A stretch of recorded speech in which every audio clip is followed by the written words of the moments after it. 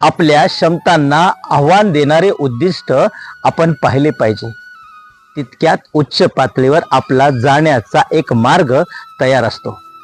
आपल्या आयुष्यामध्ये आपली इमेज कितीही चांगलं बनवण्याचा प्रयत्न केला तरी त्याची क्वालिटी ही पुढच्याच्या क्लॅरिटीवर अवलंबून असते, हेही लक्षात असायला हवं. मन जपणं आणि मर्जी सांभाळणं ह्या दोन्हीही संकल्पना वेगळ्या आहेत. मर्जी सांभाळणारे अल्पकाळ आणि मन जपणारे हे दीर्घकाळ आपल्यासोबत राहत असतात.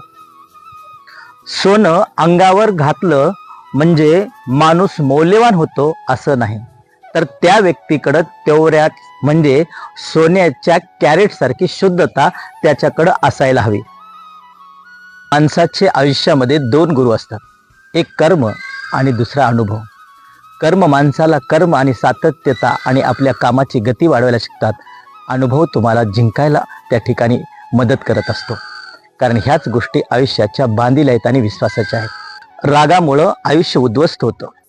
रागामुळं प्रत्येक व्यक्तीच्या जीवनात ज्या गोष्टी तयार झाल्या ते विस्कळीत होतात.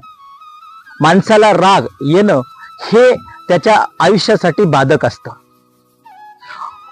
राग हा माणसाचा शत्रू आहे हे नेहमी म्हटलं जातं, पण योग्य वेळी राग जर आला नाही तर आपल्या स्वभावाचा फायदा देखील घेतला जातो.